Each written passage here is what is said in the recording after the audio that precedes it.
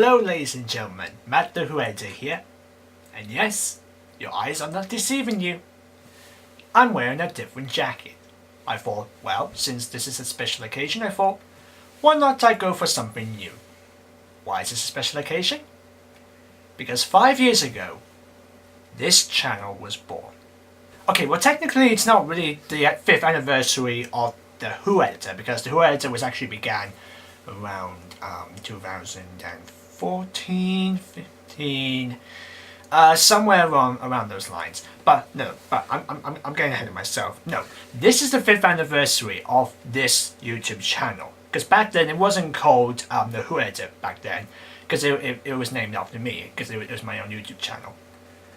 And some of you might be wondering, 5 years ago, why did I want to do this? Why did I want to make a channel? Why did I want to make videos? Because I wanted to show what I can do. Because I wanted to see if there was something I could do to please people. To make them happy, to make them sad, to make them laugh. I just wanted to do something fun. I've seen other YouTube channels like James Blower's DWT, OD, WFA's videos. I saw Jamie Carroll's YouTube channels, he did like Time Agent. I even saw UDWF1's channel. I've seen like a whole lot of videos on YouTube, and I thought, I'd like to try that. I mean, obviously back then, I didn't know how they make YouTube channels. I didn't know how you were supposed to make YouTube channels. But with the help of a friend of mine, I managed to make my own channel. But I wasn't sure what to do, so I created this little YouTube introduction video. Which was just to say, hello, I'm new to YouTube, blah blah blah. Anything you want me to do, I could do it on there. Yeah, that sounds weird, but anyway. And then what happened in the long 5 years was, shall we say, a marvelous ride. I've gone from like doing one-man versions of comedy shows to now I guess the popular YouTube videos of effort makers. It was quite an enjoyable 5 years, and now 5 years still going, and approximately 200, maybe 300 subscribers. It's just unbelievable. And I just want to say thank you to everyone who's been following me from the very beginning, subscribing to my channel, liking my videos, watching them, just enjoying what I do, what I can make, what I can create to the world. Now obviously this is my 5th anniversary video, so, and obviously, you know, when people go like a milestone, they do something very special. Well, I have been planning to do a couple of specials. Like earlier this year, I was sort of thinking to do like a sort of short film sort of thing, but I thought, well, that's not going to work, because obviously people are not going to say it. Yeah. And other times I thought maybe I can do a top 10 videos, or just I even thought I'd do like a reaction video to my first video, which is basically the introduction as well as the first one-man show of Blackadder, which is on my channel now. So I did film those, and then I thought since, well, 16th of September, well, since today was meant to be when I released Arthur and the Wizard Doctor, but since because this has been a very busy week now, not just for me on this channel but everywhere else as well. The work experience, the rehearsals, the meetings, the uni. It's just I'm not saying I blame them, because to be honest, if it wasn't for this, I wouldn't be here. But all I'm just saying is, even though you create a wonderful fan base on the internet, sometimes you've got to create your own fan base outside YouTube, and that's what I've been doing for the last 5 years. Because to be honest, if it wasn't for my real life experience with the world, like youth theatre, the BBC or anything like that, I wouldn't be doing this today. So instead I thought, why not to do a Q&A video? So for those of you who don't know, I sent a message on Twitter asking for some people to ask a question to celebrate my 5 years, about my 5 years on YouTube. Some of you gave some really good, interesting questions. Not as much as when I did the Q&A last year on New Year's Day. Not as much as that. But I'm pretty sure that might come back soon. I didn't even get like a lot of questions when I did the Attic review, which is a real shame. Even though this is like a one Q&A video, I'd like to keep things open. So for those of you who didn't see the message or are too late to ask me a question, don't be afraid to ask me a question below, and I'll answer them maybe at the end of the year, sort of end of year Q&A, that sort of thing, and I'll be able to answer them then. Yeah. So without further ado, let's kick off this Q&A. So here we go. First question. This is from Jack W. Carlin. Hey man, nice to see you. You've asked, what made you want to use your own Multiverse Doctor as opposed to using an established one in your essays? Okay, well, actually, when I started doing essays, because for those of you who don't know, I started doing essays with Spider-Man action figures, and I was sort of thinking maybe I should do a Doctor Who thing. But obviously, I was a beginner. I mean, even though I wrote episodes for UDWF1 years ago, I just didn't know how you make them. And at the time, they were doing the 15th anniversary, and I thought, well, why not I do a 50th anniversary of Doctor Who? Because it was originally called the 11th Doctors, which was, as you can tell, it was to feature all the 11th Doctors, except for John Hurt, because he wasn't released then. So I obviously had troubles with the script. I kind of knew what I wanted to do, but obviously I knew I had to do all the animations. But basically, it was obviously the production work was getting pretty bit tricky. So I thought, okay, maybe I'll do something shorter. Maybe I'll do like a small mini-sode series with 9, 10, 11, John Hurt, 12, because at the time we didn't know who the 12th Doctor was. I mean, we kind of knew it was Capaldi, but obviously they didn't have figure then. So I thought, okay, I'll create a 12th one, which was me.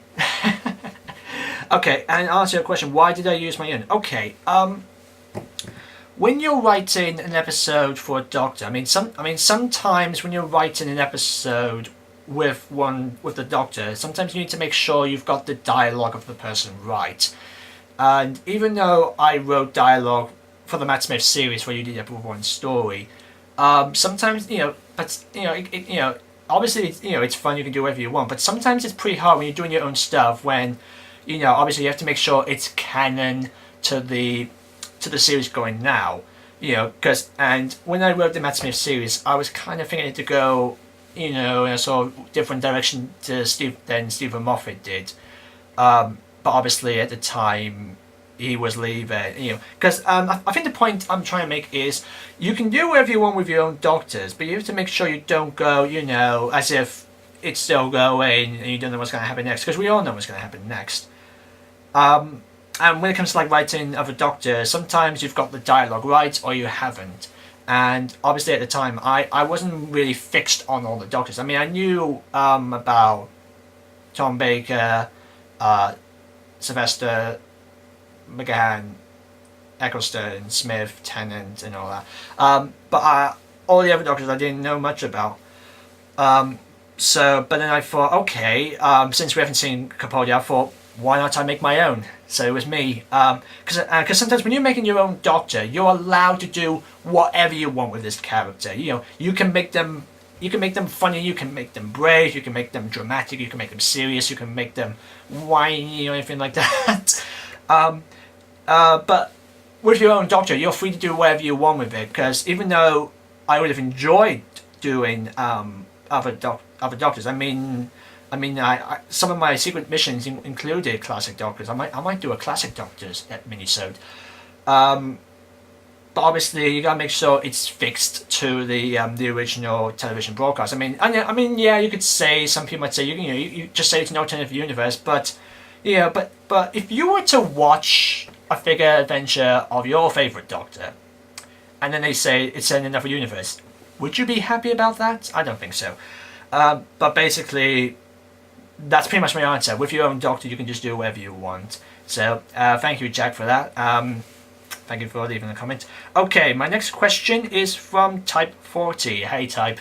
Okay, He has asked, what was the hardest episode to make? Okay, this is hard because the last couple of episodes I've been doing recently, they were pretty tricky.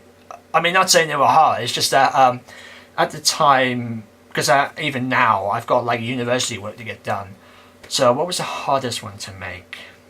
I guess I can go in order. I'm trying to think. What was the first one I did? I'm not including minisodes because they were easy to do because they were small bits. Moment of the Doctor was kind of complicated because obviously it was a bit jumbled and all that. Obviously by the time it was first released, it still wasn't fully completed. And I was already doing something on that day, so I had separated in different parts. But it wasn't the hardest one to make. I guess I should say the Lucky Ticket was probably the hardest. I mean, sometimes it was Digital Deception, sometimes it was the Bridge to Eternity, but I guess I could say without a shadow, though, it's either the Lucky Ticket or the one that's gone all Twilight of the Time Lord, because they were kind of like, well, not Twilight at the time, but Lucky Ticket was like a last minute request. I mean, even though you would think someone would have worked really hard with a Christmas special, Stephen Moffat, but no, I'm sorry. But at the time, I mean, obviously it was filmed, but it wasn't it wasn't edited. Same with these episodes now. I mean, they were filmed, but they were not edited, and it was kind of hard to do. No, it wasn't hard. I would say it was more stressful because at the time I had other stuff going on. I had plans. I had work to do. I had homework at university. But then again, that normally happens when you're doing something like this. You always have to get real life stuff in your head because you can't do this all forever. Because sometimes you have to do something out there. Out in the world to do something. But basically, I guess with the Lucky Ticket, it has to be either the editing or the story. Because even to me, the story was a bit complicated. And with Twilight of the Time Lord, there were some scenes that were filmed but not properly edited, and there were some lines that were missing, and so basically a lot of editing was done. So I had to change it up a little bit, which means I guess I might have to rewrite the finale episode, which might be out until Christmas, which means I have to postpone another Christmas, but never mind, I'll get to that later. So yeah, it's either Lucky Ticket or Twilight of the Time Lord. Your next question is, which Dalek design is your favourite? Paradigm. Yeah, I don't care. I don't care what anybody says. I don't care if they were colourful or bright like Power Rangers like that. I like those designs. I like the Dalek designs. I like the Paradigm designs because, yeah, even though you can just hide yourself behind a small door and they won't get through, but just look at them. Even though, the Russell T Davies Daleks look like war machines, these ones look like tanks. They look like actual tanks. If I came across those Daleks, I'd run like hell. But I think those designs were pretty much underrated. I did like those designs, and I even liked them in the adventure games.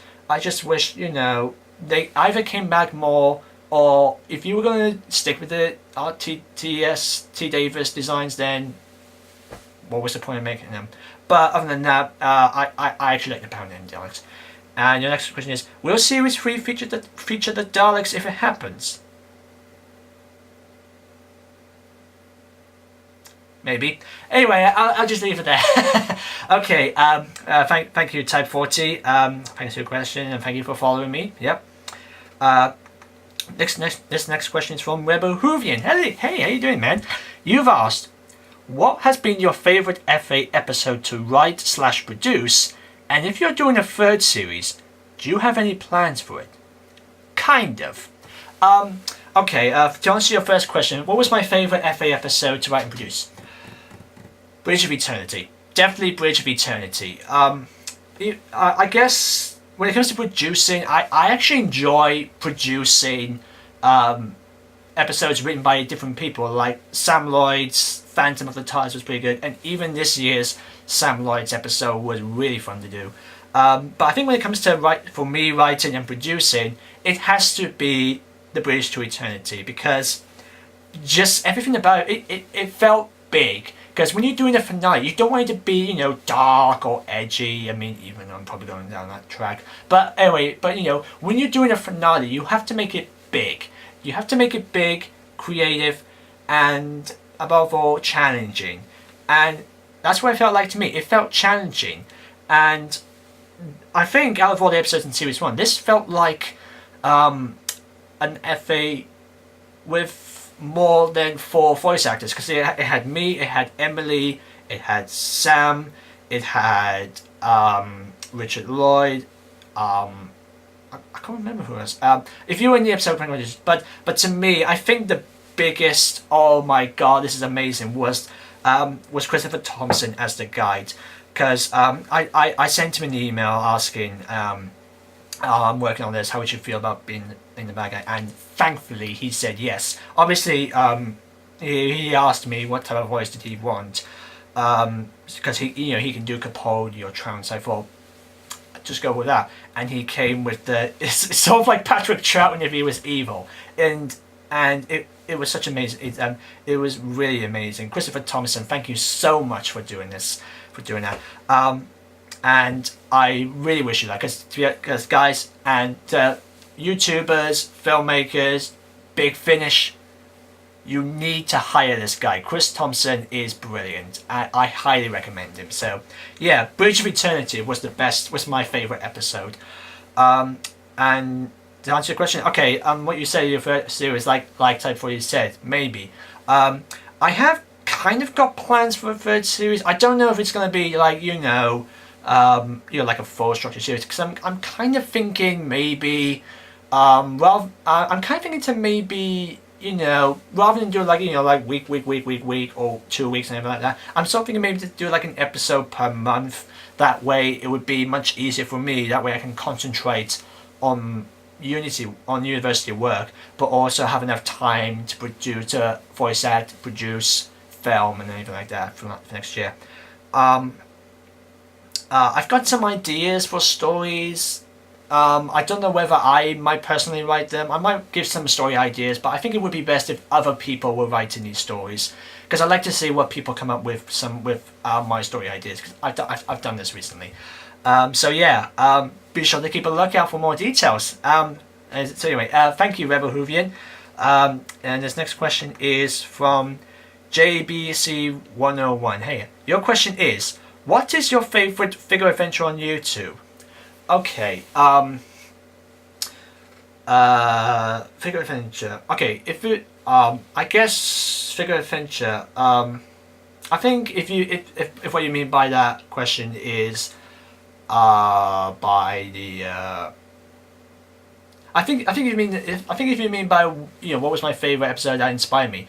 I guess we can always say, Batman March's figure adventure videos, because they were absolutely amazing. In fact, he was one of the reasons I wanted to do it. I mean, aside from like James Blower's UDWF1, and what was the recent one? He did that amazing series finale. I can't remember what it was, but Batman March was probably my favorite figure adventure to watch on YouTube. I can't give an proper example, but I guess anything with the Paul McGann series, maybe series 2 or 3, maybe 3. They were absolutely, they were really amazing. They inspired me to do this. So if that's what you mean by your answer, there you go. Batman March. I highly recommend watching Batman March's videos. Even though he's not doing it anymore, I don't think, I would highly recommend checking them out. So yeah. But if this question was meant to be what was my favorite ever, you know, like, you know, my videos, then like I said, it was Bridge to Eternity. But yeah, thank you, JPC. Okay, this is the last question, because like I said, even though this is the last question, you guys are allowed to ask me, leave questions below in the comments, and I'll answer them later in a future video. This is from Nicky Bo Crow. He says, well, here's a question. What has been your favorite monster of Doctor Who? Mine is the Cybermen. Yeah, mine too. Yes. Sure, the Daleks are like one of the symbols of Doctor Who. I mean, yeah, even though they did intimidate me in Series 1 when I first watched them back in 2005, I think the Cybermen are the best monsters. I mean, yeah, the Daleks, you know, they are cool, but I think they've lost their fear factor just down a notch. But the Cybermen, I mean, you can honestly tell Stephen Moffat and some other writers really enjoy working with the Cybermen. And even to me, even I enjoy working with the Cybermen, even though I don't see them, even though they're just toys, I really do enjoy working with the Cybermen. And it's just something about them. It's just, you know, because the Cybermen, that you know, obviously we look at them and you think, you know, like, oh, they're these menacing robots, but they're not robots. They're us in metal suits.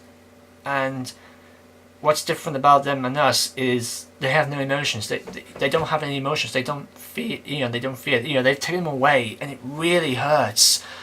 And even the recent episodes, like Well Enough in Time when the Doctor Falls, the Cybermen in there, they were amazing. They were so intimidating and they were terrifying. It's just, those were the Cybermen. So there you go. There's my answer. My favourite monster of Doctor Who is the Cybermen. So there you go, guys. That's all the questions for my Q&A. I was expecting a bit more, but then again, if I had more, this video would be too long. But I guess I just want to say thank you guys so much for this. 5 years, it's just absolutely amazing. I doubt there's going to be another 5, but I don't know, fingers crossed for another 5 years. But I think it's pretty obvious, you know, because sometimes nothing lasts forever. Nothing lasts forever. You only live what you've got. And I guess what matters is, you know, nobody knows when this is going to end. But I guess what really matters is that you do with it what you will.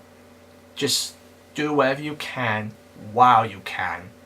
And this is one of those reasons. And just, you know, just to have like 5 years of still doing this, even though they are completely different things, it was an amazing experience. I don't know whether this is going to be my last year on YouTube. I mean, even though I might be doing some more next year, but I'm pretty sure that's going to be the last one. I don't know. But then again, I guess, like, you know, like Cyber Leader said, because, you know, he has to do other things. I mean, even I now, whilst I'm working on Series 2, I want to do other things, and you know, but I can't do it on this YouTube. I can't do it on YouTube because I want to do it somewhere else. I want to you know, express myself to the world, not just because of this, but because of what I can do. And you know, but basically, this has been, you know, that doesn't mean I didn't enjoy this, because I really did enjoy doing this. I still enjoy doing this. I like doing videos on YouTube. It's just sometimes life gets in the way and you realise, you know, how lucky you are that you've got this. But then there are other times you have to do something different. You have to do something big, and you have to move on. And I know that's going to be soon, because even now I'm sort of thinking to leave my youth theatre, because I've been with them for like 10 years now, and it sort of feels like now is a good time to leave the youth theatre, so I do other things. And even here I'm sort of thinking to myself, 5 years is enough, but I don't want to leave you guys. But okay, I gotta stop, this is getting so serious. But basically, what I'm trying to say is thank you. Just thank you. 5 years, maybe there may be more 5 years on this channel, but for what we've had, thank you so much. And be sure to continue following me on YouTube for more of my action figure adventure series 2. Maybe I'll do like a future video of answering more of your questions. And also, don't forget to be sure to follow me on Twitter, and don't forget to look out for the review of the Christmas special 2017. So yeah, I'm definitely going to review that. So, thank you guys for watching. I'm just going to drink my can of Coke. Here's to another 5 years, maybe. I don't know, but we'll know. Happy anniversary, guys. And I'll see you next time. Let's party.